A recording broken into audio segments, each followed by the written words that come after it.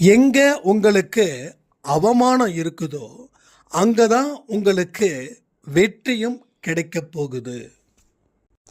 இந்த பதிவை கேட்டு முடிச்ச உடனே நீங்க நினைச்சது எவ்வளவு எளிதாக நடக்க போகுது அப்படின்ற ஒரு ஆழ்ந்த புரிதலையும் சாய்ப்பா உங்களுக்கு கொடுக்க போகிறார்.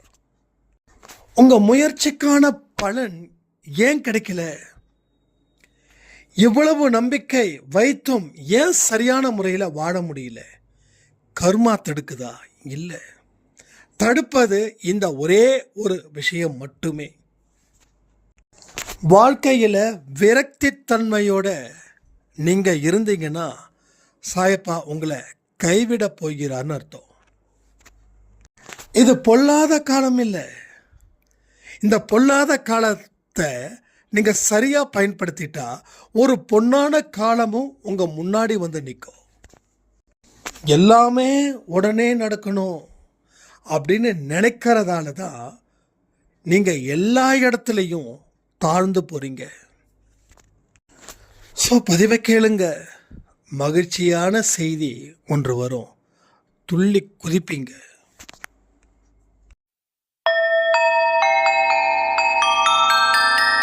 ஓம் சாயிரா சாயிரா, ஓம் சாயிரா சாயிரா, ஓம் சாயிரா சாயிரா, அன்பே சாயிரா, பேரன்பே சாயிரா, அகிலம் தளிக்க ஆத்மா விழிக்க அனுதினம் சாயிரா, எங்கள் அன்பே சாயிரா.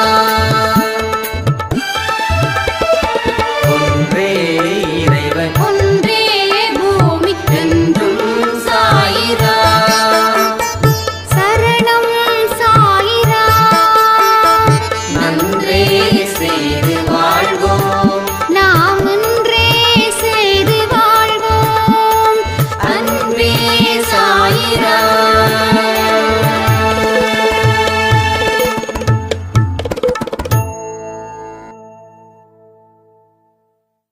சாயிரா. என் உயிரின் உயிரானவர்களே, இது காலையில் கொடுத்த பதிவோடைய ரெண்டாவது பகுதி. நாம் விருப்பப்பட்டதை அடைவதற்கு என்ன வழி? நான் நினைச்சது 100க்கு 100 நடக்கணும்னா என்ன வழி? அதில் ஒரு வழி தான் நாம் 12 மணிக்கு கொடுத்த பதிவு. அதை நிறைய பேர் கேட்டிருப்பீங்க நான் நம்புகிறேன். கேட்கலைன்னா அந்த பதிவையும் கேளுங்க. அதுக்கப்புறம் இந்த பதிவை நீங்கள் கேட்கலாம். சரியா? அதே போல் நம்ம அன்பை சாயில முத்துரத்தினம் சாய்ராமுக்கு நான் தேங்க்ஸ் பண்ணிக்கிறேன். ஏன்னா ஒரு பெரிய விழிப்புணர்வை கொடுங்க நீங்கள் கொஞ்சம் அப்படின்னாங்க. வார் நடந்துட்டுருக்குது இல்லையா? அதனால் சிலிண்டர் பிரச்சனை இங்கே எல்லா சைடும் இருக்குது. நிறைய ஹோட்டல்ஸ் வந்து லாக்டவுன் போட்டாங்க, க்ளோஸ் பண்ணிட்டாங்க. அதனால் நீங்கள் கொஞ்சம் சிலிண்டரை பார்த்து கொஞ்சம் சிக்கனமாக யூஸ் பண்ணுங்கள். பெட்ரோல் தேவையான அளவுக்கு பிடிச்சி வச்சுக்கோங்க. வண்டியில் தேவையானதுக்கு மட்டும் செலவு பண்ணுங்கள். ஏன்னா இந்த நேரத்தில் நாம் எந்த அளவுக்கு சிக்கனமாக இருக்கிறோமோ அதை வச்சு தான். ஒருவேளை சிலிண்டர் இல்லை, புக் பண்ணாலும் கிடைக்கிறது இல்லை. ஏன்னா அடுப்பு எரியலைன்னா ரொம்ப பிரச்சனை. வெளியில் ஹோட்டல்ஸ்லேயும் பிரச்சனை. அதுக்கு தகுந்த மாதிரி கொஞ்சம் எல்லாமே சரி பண்ணிக்கோங்க.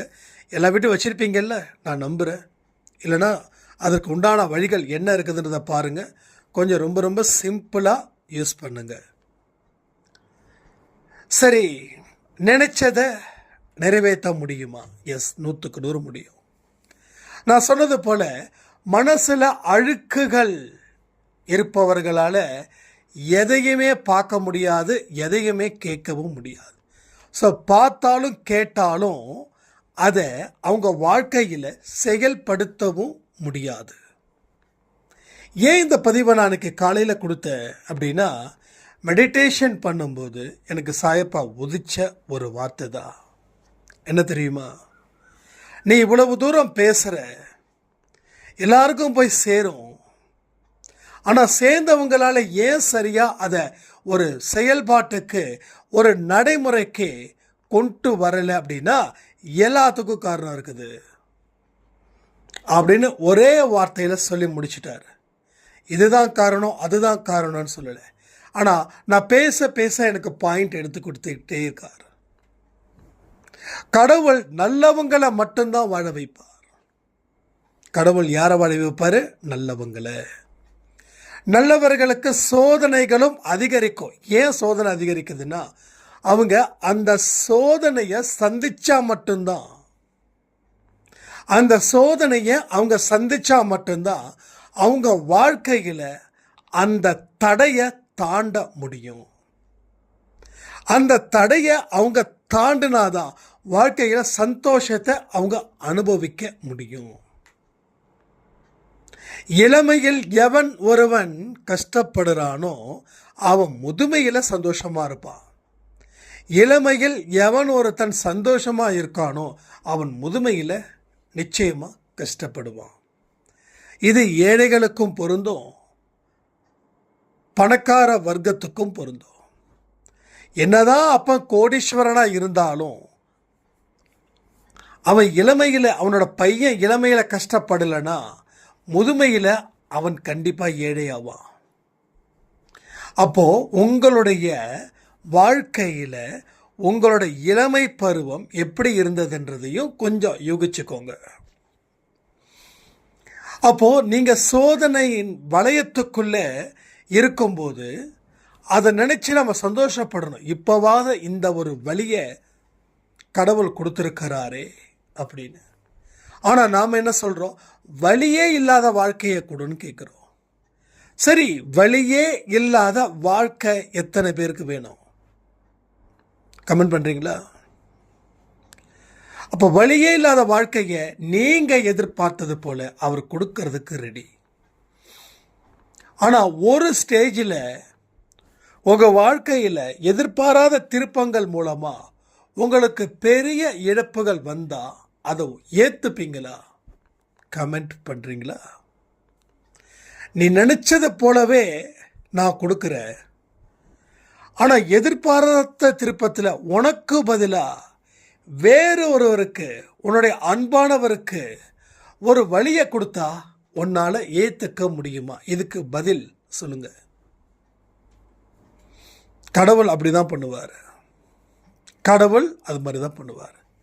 இந்த வழியை எனக்கு கொடுத்துருந்தா கடவுளை நான் ஏற்றிருப்பேனே, ஆனால் என்னுடைய அன்பானவர்களுக்கு நீ கொடுத்துட்டியே அப்படின்ற ஒரு புலம்புறதுக்கு நம்ம அந்த வழியை நாமளே ஏற்றுக்கலாம். நமக்கு ஒரு அடி விழுந்தாலும் தாங்கிக்கலாம். ஆனால் நம்ம அன்பானவர்களுக்கு வழியே விடாமல் அவங்க கஷ்டப்பட்டாங்கன்னா நம்மளை தாங்கிக்க முடியுமா? ஸோ அந்த கான்செப்ட் தான் இந்த கான்செப்டும். இப்போது உங்களுக்கு வழி வேணுமா, வழி வேண்டாமா? நீங்கள் என்ன கேட்டாலும் கடவுள் கொடுக்க ரெடி. ஏன்னா நீங்கள் கேட்டால் அவர் கொடுப்பாரு, அதில் எந்த சந்தேகமும் வேண்டாம். அப்போ எனக்கு எந்த தோல்வியும் வர வேண்டானா, அப்போ உனக்கு வர வேண்டிய தோல்விகள் பிறருக்கு கொடுத்துட்டா உன்னால் நிச்சயமாக சந்தோஷமாக இருக்க முடியாது. அப்போது அந்த தோல்வியை நீ ஏற்றுக்கோ. உனக்கு இருக்கக்கூடிய பக்குவம், உனக்கு இருக்கக்கூடிய தாங்கிக்கக்கூடிய தன்மை பிறருக்கு இல்லை. அதுவும் உன்னுடைய அன்பானவர்களுக்கு நிச்சயமாக இல்லை. அது ரெண்டு வழியாக போயிடும். இது ஒரே வழி. நீ தாங்கிக்கோ. நீ தாங்குற அளவுக்கு தான் நான் உனக்கு கஷ்டத்தை கொடுப்பேன். அப்போது நீ வழியை தாங்கினாதான் உனக்கு வழி பிறக்கும். தை பிறந்தால் வழி பிறக்கும்னு சொல்லுவாங்கள்ல, வழி இருந்தால் வழி பிறக்கும். தை பிறந்தால் வழி பிறக்கும். அது விவசாயி அவங்களுக்கு சொல்கிறது, அறுவடை காலம் அதெல்லாம். ஆனால் நமக்கு என்ன? வழி இருந்தால் வழி பிறக்கும், வழியை அனுமதிச்சால் வழி பிறக்கும். இவ்வளோதான். பாயிண்ட் ஒன்று தான்.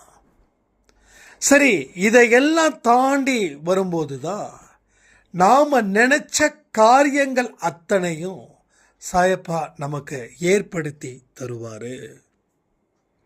நீ எல்லா இடத்துலையும் நீ கவனத்தோட நில்லு. கீழே விழதான் செய்வ. கீழே விழுந்துட்ட அப்படின்னு நினைச்சா அடுத்த நிமிஷம் எழுந்திருக்கணும் அப்படின்ற ஒரு எண்ணமும் உன்னுடைய மனசுல இருக்கணும். ஏன்னா சோதனைகளை சந்திக்க நான் தயார். அந்த நிலைமையில தான் நீங்க சாயப்பாவோட காலை பிடிக்கிறீங்க. பாயிண்ட்டை புரிஞ்சுக்கோங்க, நல்லா புரிஞ்சுக்கோங்க தயவு செய்து. சோதனைகளை சந்திக்க தயார். என் கூட நீ இருந்து என்னுடன் போராடுன்னு சொல்லுங்க. சாயப்பா கண்டிப்பா வருவார், கண்டிப்பாக வருவார். உங்களுடைய வெற்றியை அவர் உறுதிப்படுத்துவார்.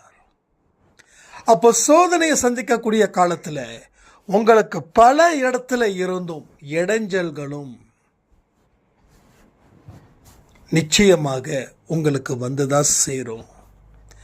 அந்த இடைஞ்சல்களை பொருட்படுத்தாம நீ பாட்டுக்கும் உன்னோட வழியில போற வழியில எத்தனையோ தடைகள் வரும். ஒரு தடை வரும்போதும் சாயப்பா இருக்கிறாருன்னு நினைச்சு அந்த தடையை நீங்க தாண்டணும். அதை பார்த்து பயப்படக்கூடாது. அதை பார்த்து பயப்படும் போது சாயப்பாவில் உங்களுக்கு சந்தோஷத்தையும் நீங்க நினைத்த ஒன்றை எதையுமே அவரால் கொடுக்க முடியாத சூழ்நிலைக்கு நீங்க தள்ளப்படுகிறீர்கள். அவருக்கு ரொம்ப தர்ம சங்கடத்தை நீங்க ஏற்படுத்துறீங்க. எப்படின்னா, இதை தாண்டுனா நான் அந்த பக்கம் நிற்கிறேன், நீ வந்துடலாம். இதை தாண்டு, நான் இருக்கும்போது நீ ஏன் தாண்ட முயற்சி பண்ணல, நீ ஏன் பயப்படுற, என்ன தயக்கம், ஏன் பதட்டம், எல்லாத்தையும் விட்டுட்டு நீ தாண்டு. இது மாதிரி ஒவ்வொருத்தவங்களுக்கும் ஒவ்வொரு சோதனை கட்டம் இருக்கும். அவங்களுடைய கர்மாக்களின் அடிப்படையில் தான் அந்த கட்டங்கள் 1 2 இல்லை 10 இல்லை 20 இல்லை 40. இதை எல்லாத்தையும் நீ தாண்டு தாண்டு தாண்டு ஒரு இடத்துல நீ நிற்ப. அந்த இடம் உனக்கே தெரியாது. உன்னை எல்லாரும் அண்ணாந்து பார்க்கக்கூடிய ஒரு இடத்துல நீ நிற்ப. நீ நினைச்ச வாழ்க்கைய அவர் இந்த இடத்துல அமைச்சு தரார். அவருடைய சொல்லுக்கு கட்டுப்பட்டு மனசுல ஒரு கவனத்தை வச்சு உங்களுடைய மனதை வலிமையாக்கி உங்க செயலை அதிகப்படுத்தி உங்களுக்கு தேவையானவைகளை பெறுவது வரைக்கும் நீங்கள் ஓயாமல் உழைக்க வேண்டும். நீங்க ஓயாம உழைச்சிட்டீங்கன்னா நீங்க நிச்சயமா பெற முடியும். அப்போ முதல்ல என்ன பிரச்சனை, காலையில் 12 மணிக்கு மதியம் 12 மணிக்கு கொடுத்த பதிவு அதில் உள்ளது போல நிறைவு செய்யணும். அடுத்த கட்டம் இந்த கட்டம். அப்போ நான் சொல்றது எல்லாம் உங்களுக்கு இம்ப்ளிமெண்ட் பண்ணணும்னா உங்கள் மனசை தூய்மைப்படுத்தாம எதையுமே செய்ய முடியாது. ஒரு வழி சரியில்லை, அந்த வழியில தான் போகணும் அப்படின்னா அந்த வழியை சரி பண்ணிட்டு போகிறது தான் புத்திசாலித்தனமே தவிர வேற வழி எங்கேயாவது இருக்குதான்னு நீங்கள் காத்துக்கிட்டோ எதிர்பார்த்துக்கிட்டோ இருந்தா, அப்படி ஒரு வழியே இல்லாதப்போ அந்த வழியில் எப்படி நீங்கள் ட்ராவல் பண்ண முடியும்? இது ஒரே வழி தான். இங்கே மரங்கள் விழுந்து கிடக்குது, ஏகப்பட்ட பயணத்தை கண்டினியூ பண்ண முடியாத அளவுக்கு ஏகப்பட்ட அசௌகரியம் இருக்குது. அப்போ என்ன பண்ணணும்? இறங்கு, ஒவ்வொன்றா சரி பண்ணு. நீ கொஞ்சம் கொஞ்சமாக சரி பண்ணும்போது நீ அந்த இடத்த கடக்கிறதுக்கு சரி பண்ணிட்டு இருக்குன்னு அர்த்தம். அதை நம்ம சரி பண்ணணும். இப்போ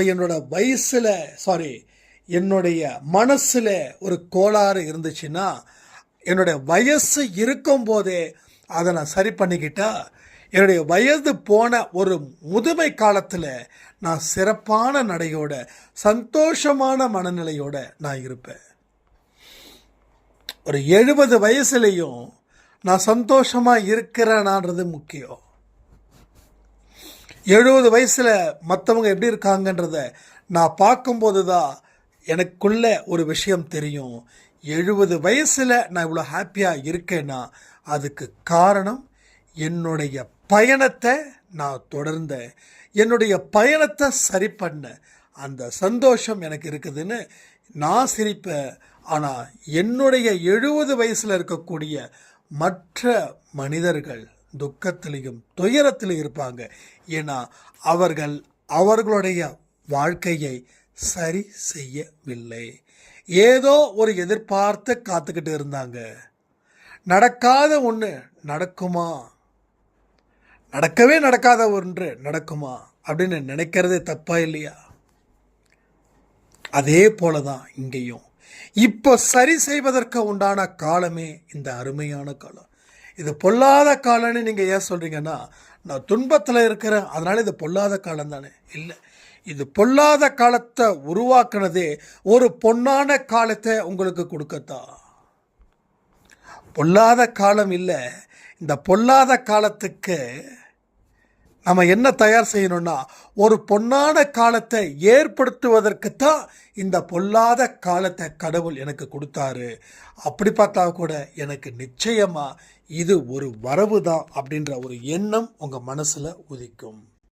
அப்போ நமக்கு ஒரு சோதனை காலம் வந்துச்சுனாவே இங்கே யாராலையும் தாக்கு பிடிக்க முடியல. அப்போ எப்போ நம்ம சாதிக்க போகிறோம்? சாதிச்சவங்க ஏன் சிலர் தெரியுமா? ஒரே விஷயந்தான், அவங்க அந்த சோதனைகளை ஒரு வாய்ப்பாக பயன்படுத்தினாங்க.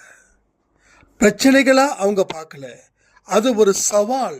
இந்த சவாலை என்னால் முறியடிக்க முடியும், அதில் அவங்க முழு மனதோட செயல்பட்டார்கள். அதனால தான் சாதனையாளர்கள் சிலர், வேதனையாளர்கள் பலர். நீங்கள் சந்திக்கக்கூடிய மனிதர்கள் எல்லாரையும் பார்த்தீங்கன்னா அவங்க வேதனையை பற்றி தான் பேசுவாங்க, இன்னொருத்தவங்களை பற்றி புறம்தான் பேசுவாங்க, தான் மேலே பரிதாபத்தை தேடிப்பாங்க, இல்லைன்னா தன்னை பற்றி தற்பெருமையாக பேசிப்பாங்க. இவங்க எல்லாருமே நார்மலான மனிதர்களாக தான் இருப்பாங்க. இவங்க சாதனையாளர்களாக இருக்கவே மாட்டாங்க. பட் சாதனையாளர்கள் எப்படி இருப்பாங்கன்னா, அவங்க காரியத்தில் கண்ணாக இருப்பாங்க, வேறு எந்த இடத்துலையும் அவங்களுடைய மனதை திசை திருப்பவே மாட்டாங்க. அவங்களுக்கு தேவையானவைகள் என்னவோ, வாழ்க்கையில் அவங்களுடைய லட்சியம் என்னவோ, அந்த பாதையில் மட்டும் அவங்க பயணம் செய்வார்கள். லட்சியத்தை முடிவு பண்ணிடுவாங்க. ஆனால் இங்கே நம்ம என்ன பண்ணுறோம், காலையில் ஒரு லட்சியம், மதியம் ஒரு லட்சியம், மாலை ஒரு லட்சியம், இரவு ஒரு லட்சியம். ஸோ ஒவ்வொரு பொழுதிலையும் ஒவ்வொரு லட்சியத்தை வச்சுருப்போம். அந்த லட்சியம் ஒவ்வொன்றும் பார்த்திங்கன்னா நேர் எதிர்மாறாக இருக்கும். காலையில் ஒரு லட்சியம்னா மதியானம் அதுக்கு ஆப்போசிட்டாக இருக்கும். ஸோ எந்த ஒரு விஷயத்தையும் முயற்சிகள் செய்யாமலே அவங்க முடிச்சிடுவாங்க. முயற்சிகளே செய்ய மாட்டாங்க, அதை முடிச்சிடுவாங்க. ஸோ முயற்சிகள் செய்யக்கூடியவர்கள் சிலரே. அதுலேயும் பாதி பேர் என்ன பண்ணுறாங்க, ஏதாவது ஒரு ப்ராப்ளம் வந்துச்சுன்னா உடனே பின்னாடி போயிடுறாங்க. ஸோ இந்த மாதிரி கான்செப்டில் தான் அவங்களுடைய வாழ்க்கையையே அவங்க ஏறுமாறாக வச்சுக்கிறாங்களே தவிர அவங்க அதில் இருந்து எந்த பலனையும் பெறவே இல்லை. ஆனால் எனக்கு பலன் கிடைக்கல அப்படின்னு சொல்லி கோயிலாக ஏறுறோமே, ஆனால் இந்த பலனை ஏன் பெற முடியலன்னு அவங்க ஆழ் மனசில் இருக்கக்கூடிய கோயில்கிட்ட கேட்கவே இல்லையே. நமக்குள்ளே நாம் கேள்விகள் கேட்கும்போது பதில்கள் தாமதமாக தான் வரும். நாம் அந்த பதில்கள் தாமதமாக வருதுன்றதுக்காகவே பதிலே இல்லைன்னு நாம் நினைக்கிறோம். ஒரு சாய்ராம் சொன்னாங்க, என்னுடைய கேள்விக்கு எங்கேயுமே பதில் கிடைக்கல. அப்போது கேள்வியை எங்கே வைக்கணும், உள்ளுக்குள்ளே வைக்கணும். வெளியில் கேள்விகள் கேட்கறதால எந்த பிரயோஜனமும் இல்லை. ஏன்னா இங்கே வெளியில் இருக்கக்கூடிய எந்த மனுஷனுக்கும் அவனுடைய அனுபவத்தை வச்சு தான் அவன் சொல்லுவானே தவிர அவன் சொல்லக்கூடிய வழியில் போனால் 100% பாஸ் ஆகிடலாம் அப்படின்னு சொல்லவே முடியாது. அப்போது எல்லா விஷயத்தையும் வாங்கிக்கோங்க, அதற்கு உண்டான ஒரு பாதையை உருவாக்குங்க, அந்த பாதையில் பயணம் செய்யுங்க. பயணம் செய்யும்போது வரக்கூடிய இடைஞ்சல்கள் எதுவாக இருந்தாலும் அது இடைஞ்சல் ஆயிடுச்சேன்னு சொல்லி ஃபீல் பண்ணாமல் அதற்கு உண்டான வழியை தேடுங்க. அந்த வழியை தேடும்போது ஒரு வழி கிடைக்கும். மீண்டும் அந்த பயணத்தை கண்டினியூ பண்ணுங்க. நம்ம பண்ணுறது என்ன தெரியுதா? முயற்சி செய்யாமலே முடிவு பண்ணிட்டோம் இது ஆகாது. முயற்சி செய்தும் பாதையை உருவாக்கிட்டோம். உருவாக்கப்பட்ட பாதையில் பயணம் செய்கிறோம். பயணம் செய்யும்போது ஒரு சின்ன இடைஞ்சல் வருது, உடனே அந்த பயணத்தை ட்ராப் பண்ணிடுறோம். ட்ராப் பண்ணிவிட்டு எங்கே ஆரம்பித்தோமோ அங்கே வந்துட்டோம். ஸோ இந்த மாதிரி தான் போகிறதும் வரதுமா இருக்கே தவிர, போக ஆரம்பிச்சிட்டா திரும்பி வரக்கூடாதுன்ற எண்ணம் எப்போ உங்ககிட்ட வருதோ அப்போ உங்கள் பாதையை ஆரம்பிங்க. ஏன் திரும்பி திரும்பி வரோம் தெரியுமா? நாம் சரியான லட்சியத்தை உருவாக்கலை. அப்படியே லட்சியத்தை உருவாக்கினாலும் அதற்கு தேவையான பலமான காரியங்களை பற்றி நம்ம சிந்திக்கவும் இல்லை, அதற்கு உண்டான வழியையும் நம்ம ஏற்படுத்தலை. இதுதான் இங்கே பிரச்சனையாகவே இருக்குது. எல்லா விஷயத்தையும் எமோஷ்னலாக ஹேண்டில் பண்ணாமல் சைக்காலஜிக்கலாக ஹேண்டில் பண்ணி பாருங்களேன். இதுக்கு எங்கேயுமே படிக்க வேண்டிய அவசியமே இல்லை. உங்களுக்குள்ளேயே நீங்கள் படிக்கலாம். நீங்கள் உங்களுக்குள்ளே எந்த அளவுக்கு ஒரு டீப் ஸ்டடி பண்ணுறீங்களோ நீங்கள் ரொம்ப ஸ்டடியாகவே இருப்பீங்க. ஒரு கஷ்டம் வருது அப்படின்னும் போது அந்த கஷ்டம் வந்துருச்சுன்னு ஃபீல் பண்ணாமல் இந்த கஷ்டத்தை நான் எனக்கு சாதகமாக பயன்படுத்திப்பேன். அதாவது இந்த கஷ்டத்தை சாதகமாக பயன்படுத்திக்கிறதுனா ரெண்டு வகை இருக்குது. முதல் வகை என்ன தெரியுமா? இந்த கஷ்டத்தை சாதகமாக பயன்படுத்திப்பேன்னா இந்த கஷ்டத்தை என்னுடைய சொந்த முயற்சிகளை கடவுளுடைய துணையோட அதை நான் முறியடிப்பேன், மீண்டு வருவேன். அதில் இருக்கக்கூடிய சவால்களை நான் சந்திப்பேன். அதற்கு உண்டான முயற்சிகளும் அதற்கு உண்டான உழைப்புகளும் அதற்கு உண்டான நேரத்தையும் நான் செலவிடுவேன். இது ஒரு வகை. இந்த ஒரு வகையில் போனால் நீங்கள் சாதிச்சிடலாம். ஆனால் இன்னொரு வகை இருக்குது, அது சுத்தமான முட்டாள்தனமான வகை. அந்த வகையை தான் நம்ம இப்போ வரைக்கும் ஃபாலோ பண்ணுறோம். கஷ்டங்கள் நமக்கு வருதுன்னா அதை எவன் ஒருத்தன் ஏமாந்தவன் ஒருத்தன் இருக்கானோ அவன் தலையில் கட்டியாச்சு. அவனால தான் என் வாழ்க்கை இப்படி போயிடுச்சு, அவனால தான் நான் ஏமாந்தேன் அப்படின்னு. இதை தான் இன்னைக்கு வரைக்கும் நாம் சொல்லிக்கிட்டு இருக்கோம். இது உண்மையா பொய்யா சொல்லுங்கள்? அப்போ கஷ்டங்கள் ஏன் வருது? உன்னுடைய வாழ்க்கையில் அடுத்த ஒரு மாற்றத்தை ஏற்படுத்துவதற்காக தான் இந்த கஷ்டம். இப்படி நினச்சிட்டா யாரையும் நம்ம ப்ளேம் பண்ண மாட்டோம். பட் இப்படி நினைக்காம இருந்தோன்னா நம்ம ப்ளேம் பண்ணுறோம். ப்ளேம் பண்ணுறதால என்ன ஆகுது? வாழ்க்கை சரிவை நோக்கி போகுது. வாழ்க்கை முன்னாடி போல வாழ்க்கை எதை நோக்கி போகுது? சரிவை நோக்கி போகிறது. ஏற்கனவே சரிவை நோக்கி போகுது, இப்போ இன்னும் வேகமாக சரிவை நோக்கி போகுது. இதுதான் இங்கே நடக்குது. இதுதான் வாழ்க்கையில் உங்களுக்கு கிடைக்கக்கூடிய அத்தனை எதிர்மறை எண்ணங்களையும் அது உருவாக்குது. எதிர்மறை எண்ணங்களால் நீங்கள் மீண்டும் மீண்டும் மீண்டும் மீண்டும் என்ன பண்ணுறீங்க? வாழ்க்கையில் எந்த இடத்துலையும் சாதிக்க முடியாதவர்கள் போலவே நீங்கள் வாழுறீங்க. ஸோ சாதிப்பதற்கு உண்டான அத்தனை வழிகளும் எப்படி தெரியும்?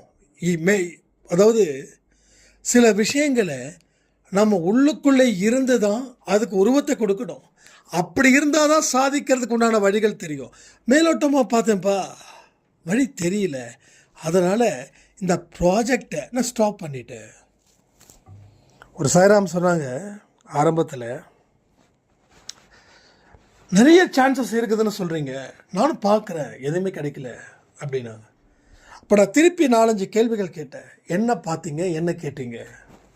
அதாவது மேலோட்டமாக பார்க்கக்கூடாது, அதை இன்னும் டெப்த்தாக பார்க்கணும்.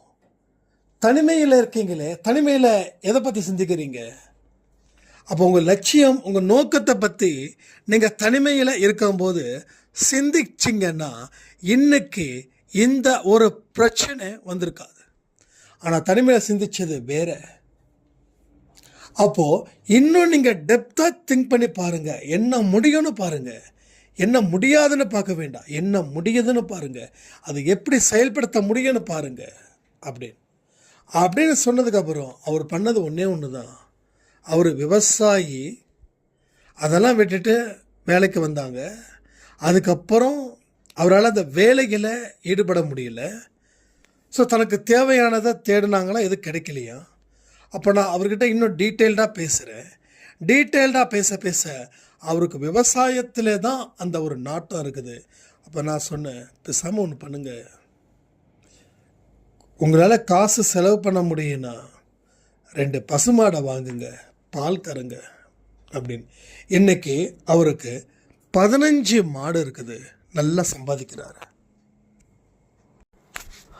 15 மாடு வச்சுருக்காரு, பால் கறக்கிறாரு, பால் பண்ணை சொசைட்டிக்கு சப்ளை பண்ணுறாரு.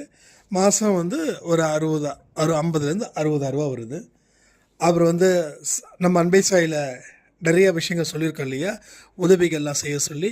ஸோ உதவிகளும் செய்கிறார். மாதத்துக்கு 10,000 வரைக்கும் உதவிகள் செய்கிறார். எவ்வளோ சந்தோஷமாக இருக்குது பார்த்தீங்களா. அப்போது எல்லாமே நம்ம மேலோட்டமாக பார்த்துக்கிட்டு சிச்சே இந்த புலி இந்த பழம் புளிக்கும்னு சொல்லிட்டு போகிறோம். சொல்கிறது நிறைய பேர். எதுவாக இருந்தாலும் யார் எந்த இடத்துல ஸ்ட்ராங்காக நிற்கிறாங்களோ அவங்களுக்கு தான் அங்கே வாழ்க்கையே நடக்குது. அங்கே தான் கடவுள் அவனுக்கு துணை புரிகிறார். சோம்பேறிங்களுக்கு சொங்கிங்களுக்கு அவர் நிச்சயமாக துணை புரிவதே இல்லை. சோம்பேறியாக ஏன் மாறுறோம், நம்ம ஏன் சொங்கியாகவே இருக்கும்? எப்போ பார்த்தாலும் பார்த்திங்கன்னா எதையாவது ஒன்று நினச்சிக்கிட்டு நமக்கு அசிங்கமாக இல்லையா? நம்மளை யார், அடிக்கடி நான் விஷ்ணுக்கிட்ட சொல்லுவேன், நம்மளாம் யார் அப்படின்னா அவன் ஒரு ஜாலியாக பேசுவான். நம்மளாம் யார், நம்ம தான் அப்படி இல்லைடா. நம்மளாம் யாருன்னா சாயப்பாவோட வம்சம் அப்படின்னு சொல்லும்போது ஜாலியாக தான் பேசுவோம், ரொம்ப சீரியஸாலாம் கிடையாது. அப்படி பேசும்போதே அவரோட வம்சம் அப்படின்னும் போதே என்னமோ உடம்புல ஒரு புல்லரிக்கிற மாதிரி இருக்கும் சாதாரணமாக பேசுகிற பேச்சுக்கு. அப்போது அந்த வார்த்தை எவ்வளோ பெரிய வார்த்தை. நம்ம என்னைக்காவது கண்ணாடி முன்னாடி நின்று நம்மளை என்னைக்காவது நம்ம ரசிச்சிருக்கோமா? கண்ணாடி முன்னாடி நின்று துக்கம் தொண்டையை அடைக்குது. ஏன்னா நம்ம எதையுமே உருப்படியாக செய்யலை, நம்ம மேலே நமக்கு மதிப்பே வரல, நம்ம மேலேயே நம்ம சாணி அடிச்சுக்கலாம் போல தோணுது. அவ்வளோ கேவலமான ஒரு வாழ்க்கையை வாழ்ந்துக்கிட்டு இருக்கோமா இல்லையா? சொல்லுங்களேன். இல்லைன்னு சொல்லுவீங்களா, இல்லை இருக்குதுன்னு சொல்லுவீங்களா? ஏதாவது சொல்லுங்கள். ஏன்னா நீங்கள் கமெண்ட் மூலமாக தான் நீங்கள் பேசுகிறீங்கன்னே எனக்கு புரியுது. அப்போ இங்கே நின்று அடிக்கணும். ஒவ்வொன்றா ஆடுறதுக்கு முன்னாடியே பயப்படக்கூடாது. பயந்தா போச்சு. ஆட்டத்துக்குன்னு வந்தாச்சு, வாழ்வா சாவா அப்படின்லாம் சொல்லுவாங்க. இங்கே சாவே இல்லை, ஒன்லி வாழ்வு தான். அடி, ஒரு அடி அடித்து தோல் பண்ணு. இது வரைக்கும் எவன் என்னென்னமோ பேசுனானே நம்மளை, அவனுக்கெல்லாம் பதில் கொடுக்க வேண்டாமா? கொடுக்கணுமா, கொடுக்க வேண்டாமா? அவன் பதிலை பேசுனா அவனோட வாயை உடைக்கணும். அடி, நல்ல அடி, ஒரு அடியும் இடி போல இருக்கணும். அப்படிப்பட்ட ஒரு ஆக்ரோஷம் அதுக்காக கத்துறது போகிறது சைக்கோத்தனம் மாதிரி கிடையாது. அந்த வெறி வாழணும். சாயப்பாட வம்சண்டா நான் வாழ்வேண்டா, அந்த மாதிரி ஒரு வெறி. அந்த வெறி வந்துருச்சுன்னா போதும், உடம்பெல்லாம் சும்மா நரம்பெல்லாம் அப்படியே பொட்டச்சு நிற்கும். நிறைய மூவியில் பார்த்துருக்கோம்ல, வில்லன் ஹீரோவை தூண்டி விடுவான், ஹீரோவுக்கு அப்புறம் ரத்தம் கொதிக்கும். வில்லன் எந்த அளவுக்கு பவர்ஃபுல்லாக இருக்கிறானோ அதை பொறுத்து தான் ஹீரோவுக்கு வேல்யூ. வில்லன் சொங்கி மாதிரி எதாவது வச்சுக்கோங்க, ஹீரோவுக்கு வேலையே கிடையாது. ஏதோ ஒரு மூவி ஒன்று ரீசெண்டாக பார்த்தேன், ஐ திங்க் ஏதோ ஒரு டிவியில் தான் பார்த்தேன். என்னமோ மூவி சட்டு ஞாபகத்துக்கு வரல. ஹீரோவை அந்த அளவுக்கு ரொம்ப ரொம்ப ரொம்ப ரொம்ப வேதனைப்படுத்துகிற மாதிரியே இருக்கும். நமக்கே அந்த வில்லனை போட்டு ஏதாவது செய்யணும் போல இருக்கும். என்னமோ மூவி அது, என்னமோ ரொம்ப நல்லா இருந்தது, ரொம்ப சூப்பராக இருந்தது. அது அப்போ தான் தெரியுது நமக்கு எதிரிகளாக யாராக இருக்கிறாங்களோ அவங்க சொல்லக்கூடிய ஒரு வார்த்தையும் உங்களோட நாடி நரம்பு எல்லாமே அப்படியே ஜிவ்வுன்னு ஒன்று ஏறும் இல்லையா? அதுதான் சொல்லுவாங்கல்ல, சூடு இல்லை சொர்ணம் இல்லை. சூடும் சொர்ணம் யாருக்கு இல்லாமல் இருக்கும்? செத்து போன பணத்துக்கு தான். உயிரோடு இருக்கிற மனுஷனுக்கு சூடு இருக்கும், சொர்ணம் இருக்கும். ஒரு தடவை சொன்னால் அதை திருத்திக்கிறவன் மனுஷன். சொல்லிக்கிட்டே இருக்கக்கூடாது. நம்மளை பார்த்து நிறைய பேர் சொல்லியிருப்பாங்க, தம்பி இதை பண்ணு அதை பண்ணுன்னு. பட் அவங்க சொல்லும் போதே திருத்திக்கிட்டா கரெக்டாக இருப்போம். ஆனால் எத்தனை சொல்லியும் அது திருந்தாத ஜென்மம், எதுக்கு அதுக்கு சொல்லிக்கிட்டே இருக்க அப்படின்னு சொல்லிட்டா அவர் உயிரோடு இருந்தும் சூடும் சொர்ணையும் இல்லாதவர்னா என்ன ஆகும்? நடை அந்த வார்த்தை வந்துடும். ஸோ வாழ்க்கையில் நிறைய கற்றுக்கோங்க. ஸோ கற்றுக்கும் போது அவமானப்பட்டீங்கன்னா கூட அந்த அவமானத்தை பொருட்படுத்தாதீங்க. நான் ஒன்று சொல்லி இந்த பதிவை முடிக்கிறேன். நான் ஒரு 86 கிலோ இருப்பேன். உடம்பை குறைக்கணும் அப்படின்னு சொல்லி நான் ஜிம்முக்கு போகிறேன். நான் சொல்லியிருக்கேன்னு நினைக்கிறேன். நான் ரொம்ப நாள் ஆச்சு மறுபடியும் இதை ரீகால் பண்ணி. அப்போ 86 கிலோ இருக்கும்போது அந்த ஜிம்மில் போய் ஜாயின் பண்ணுறேன். அங்கே என்ன எடுத்தவொடனே கேட்டாங்க, உங்களுக்கு ஸ்பெஷல் கோச்சிங் தேவைப்படுமான்னு கேட்டாங்க. அப்படின்னா என்னங்கன்னு கேட்குறேன். இல்லை, மாதம் 5000 ரூபா கொடுத்துட்டிங்கன்னா உங்களுக்கு ஒரு ட்ரெயினர் கொடுத்துருவோம், நீங்கள் வரும்போது உங்கள் ட்ரெயினர் உங்கள் கூடவே இருப்பாருன்னு. இல்லைங்க அவ்வளோலாம் எங்களுக்குலாம் இல்லை அப்படின்றதுக்கு, சரிங்க மாதம் 500 ரூபா ஓகேவா அப்படின்னு. சரி ஓகே அப்படின்னு. அதுக்கப்புறம் அங்கே போனால் நான் நிற்கிற, அவங்க சொல்லி கொடுத்தா தானே நம்ம எந்த பொசிஷனை நிற்கணும், கை எந்த அளவுக்கு வளைக்கணும் போகணும் அப்படின்னு நமக்கு தோணும். அவர் பாட்டுக்கு சொல்லிவிட்டு இதை ஒரு 10 தடவை கவுண்ட் பண்ணி எடுங்க அப்படின்னாரு ஒரு தம்பிள்ஸை கொடுத்து. நம்ம என்ன பண்ணுறோம், அதாவது நம்ம இருக்கிறதுலே நம்ம வெயிட்டானதை தூக்கணும், ஒரு 10 கிலோ இருக்கிறத தூங்கணும். தூக்கி அதை எடுக்கும்போது பின்னாடி உடம்பு பின்னாடி போகுது, முதுகு பின்னாடி போகுது, நெஞ்சு பின்னாடி போகுது. அப்போ என்ன ஆகுதுன்னா அது பண்ணக்கூடாது. ஆக்சுவலாக ஸ்டார்டிங்கில் வெயிட்டு கம்மியாக தான் ஒர்க் அவுட் பண்ணணும். பட் இதை சொல்ல முடியல. இருங்க அந்த தம்பிள்ஸ் எடுங்க, அதை கையில் இது போடுங்க அப்படின்ட்டாங்க. அப்போது நான் போடுறேன். அது ஒன்றே அந்த கோச் என்கிட்ட சொல்கிறாரு, என்னங்க இப்படி பண்ணுறீங்க, ஒழுங்காக எடுக்க தெரியாதா? வெயிட் ஜாஸ்தி தான் எடுக்கணுமா? கம்மியான வெயிட் எடுக்க மாட்டிங்களா?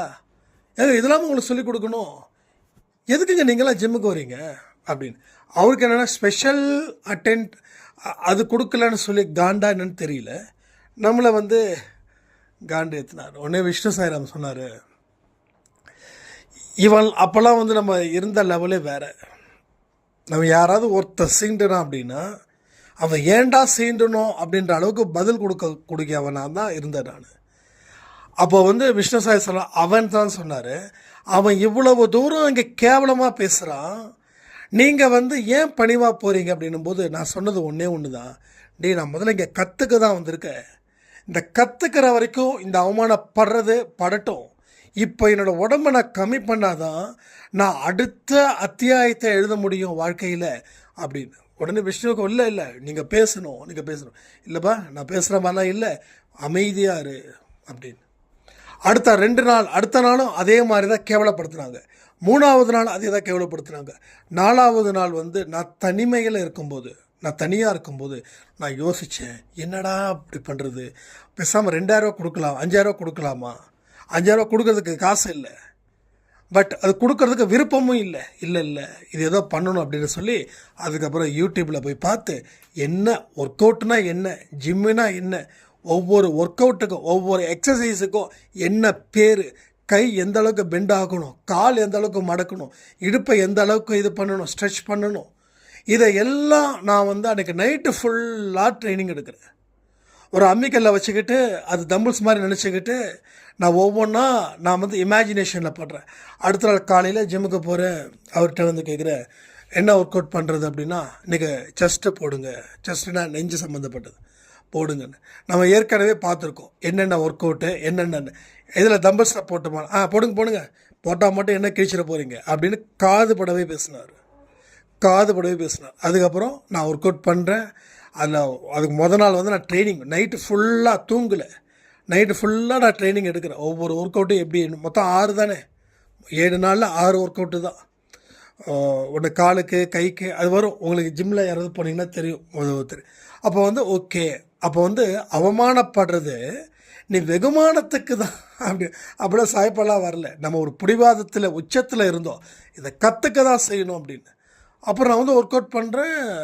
அவர் வந்து சொல்லிட்டு அடுத்த 2ஆம் நாளும் வந்து என்னங்கன்னா ஷோல்டர் அப்படின்னாரு. ஷோல்டர் ஒர்க் அவுட் பண்ணுறோம். அது நம்ம அந்த பேட்டர்ன் இருக்கும்.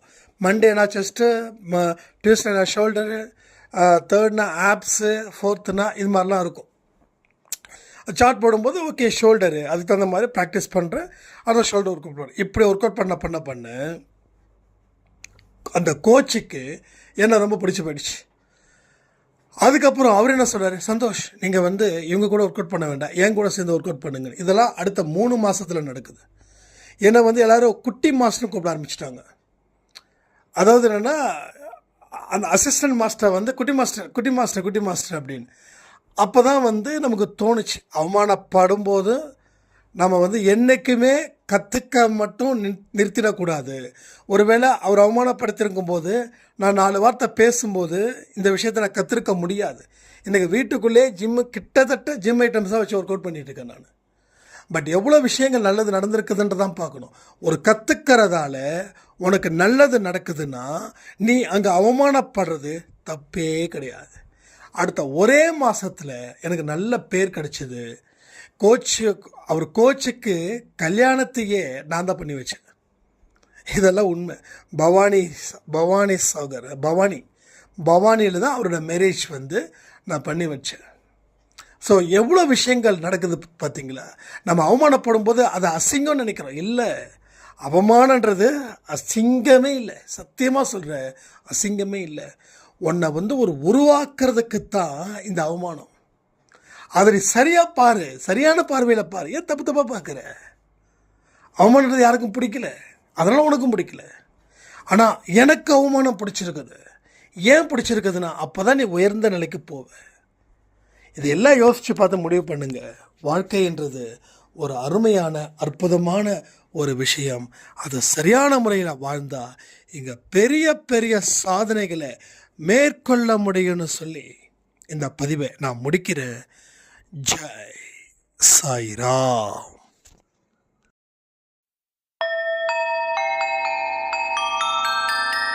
ஓம் சாயிரா.